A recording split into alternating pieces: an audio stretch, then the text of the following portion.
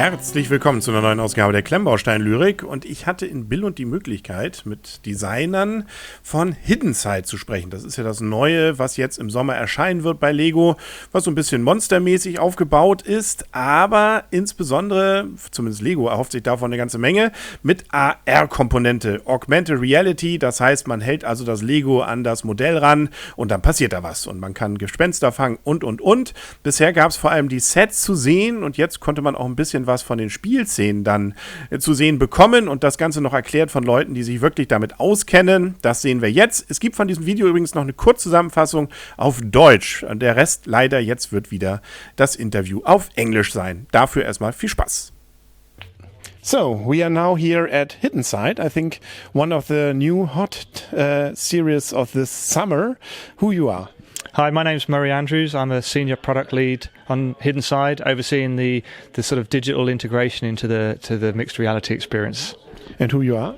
My name is Luis Gomez Piedrahita. I am a senior model designer for the physical part, the physical models. I think the interesting part of Hidden Side, there are two parts. Even that we have got monsters back a little bit, and the second part we see perhaps later when you show a little bit about the app, what's integrating in this. Perhaps we start with the sets.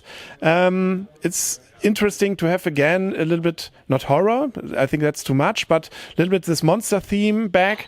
Have you looked at the old monster sets and have you inspired by that or gone really straight new on this theme? I mean, Hidden Side is a play theme in its own right and is built from the ground up as a mixed reality play theme.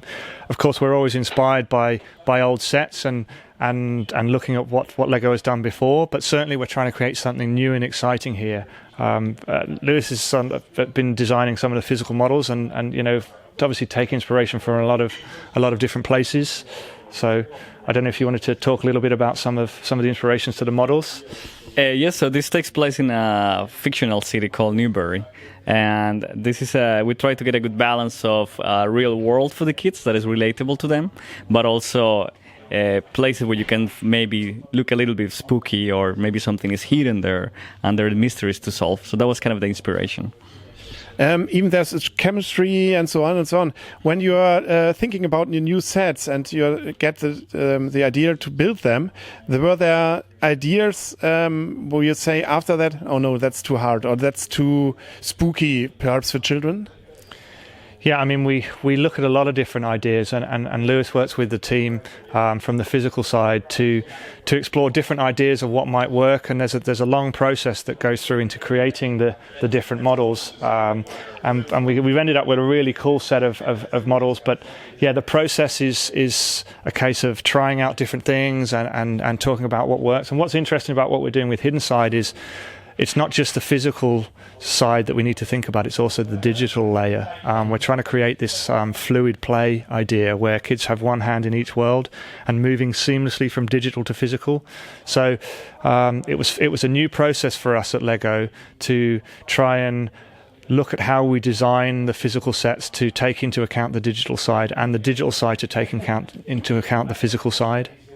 When we talk about the app perhaps later, but when you are now involving the new sets or developing, and what is different in these sets without having the app in the background when about normal sets? So there are special details you have to implement for the app, or what's different to the normal sets you have here at Lego?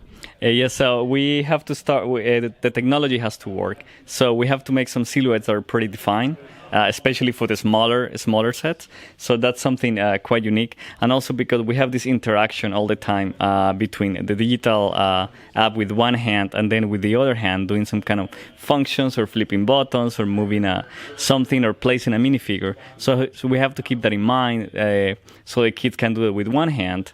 And also things like colors, for example, they need to work with the technology. So those are kind of the differences. And also what Hidden Side is about this hidden world and the real world. And what the designers have built into some of the sets is this transformation. So the sets can actually transform physically. I'm just trying to see if we can, maybe Lewis can show us the Shrimp Shack, for example. You know, it can You've got these little transformation details. There's the Schoolhouse we can maybe show you in a minute transforms physically into a possessed state. So they've built in these cool functions in the sets to allow the models to be possessed. So they've got their normal state and their hidden state. And also that's represented in the minifigure. So in every set, you're going to have all these possessed elements that we are doing in this color, and also minifigure heads that are in this clear color. So in every set, you're going to have your regular yellow minifigure heads, but then the kids can role play in the physical world, making them kind of possessed. Okay. Yes. So now we have a little look on the Schoolhouse. What's special here? Yes, so this is the school where Jack and Parker go every day. And when you're playing with the digital experience, it's going to ask you to trigger some things in the back of the school. But what in reality is happening is that the front of the school is going to start looking possessed. So you have the claws and the mouth, and the eyes come out of moving the clock, and then these other elements. So this gives a really cool experience in the physical world of the kids role-playing and transforming and looking how the objects get possessed in the town of Newbury. But that's not with glooming, so no glooming in the night. So light elements. No, this is the green, just the same. Normal green, yes. That's funny. Is this especially funny for a designer to make something really, I must say, it's crazy than building a Bugatti? Yes. It definitely adds a little complexity because of the mechanisms you have to come out with, but it's a lot of fun, and the kids really enjoying to see the transformations and to see how he comes alive and becomes possessed. So they are no zombies, but they are possessed. Possessed. So the ghosts, you can't see the ghosts in the real world. You need the app to see them, but the ghosts can possess like locations and objects and people, and that's we've got these really cool possessed minifigs that you can play with alongside the normal minifigures. Okay, then show me the ghost. So now we see the ghost. I think, you have a normal mobile phone. That's right. Yes, it's a normal mobile phone, and this is the app that Professor JB has created to help find and catch the ghosts in Newbury. So what I can do is, this is still a work in progress. So what we're showing you is a demo of the final app. So some of the things may change, but it will give you an understanding of what we're trying to achieve. So what I can do is I can go into the app and I can scan in the model. And as you can see, and we're projecting the phone onto the TV here, you can see we layer in this digital layer, and we're really trying to bring this model to life. And you can see as I move around the set, the cool details of the digital layer with the bats in the background. So what we're trying to do, we don't want to completely obscure the physical model. The physical model is still very important to what we're doing. So what we're trying to do is augment the sort of external areas, but also some of the details. So if I zoom in to the computer screen, you can see there's little actions happening on the computer screen that you can see in the digital layer. So that's really sort of bringing these sets to life, which is what we're trying to do now. Within the app, you're trying to hunt ghosts and catch ghosts, and in order to do that, you need to find what we call gloom points, and these are places where ghosts have been hiding in the set, and they leave some residue. And in order to do that, I need to physically interact with the set, and the ghost exists in 3 color spectrums: the red spectrum, the blue spectrum, and the yellow spectrum. So what I need to do is scan this color wheel that's down on the set, and now I can find the yellow gloom points that the yellow ghosts have been hiding. So I'm searching through the set, trying to find these points. Then I'll physically interact with the set again. Let's try and find some blue gloom points. So there's a couple of blue ghosts that have been hiding here. So continue to search through the set. Okay, it looks like that's all the blue ghosts. So now I've found these gloom points, I need to degloom them and see if there's a ghost there. So what I do is I will scan in one of these gloom points and play this little mini game. So no ghost this time, but I found some currency. This is currency that we can use in-game to spend and upgrade my equipment. Let's keep searching to try and find a ghost. Again, the mini game. Now, one of the cool things about Hidden Side that we're trying to do is really create this fluid play of one hand in each world. And what the app is now asking me is to physically interact with the set, and it's prompting me to make a change to the set, and then the set will try and react to that and recognize that. So if I go in a bit closer, And as you can see, it's now reacted with the physical change, and I get a new cool element. So this teddy bear is a relic that one of the ghosts has left behind. So I know I'm on the right track. So let's keep searching, and we'll try and find a ghost and show you where these ghosts are hiding. So again, another physical interaction. So let's see what's hiding under this flag. Is there anything under there? Oh, some creepy spiders. Here we go, I found another relic, so we're definitely on the right trail. Let's just try and find this final ghost, if he's in here hiding somewhere. So if I degloom this point, there we go, the ghost has finally come out. So now we see there's this virtual ghost that I can see through the app. I can't see him in the real world because I need the app to see the ghosts.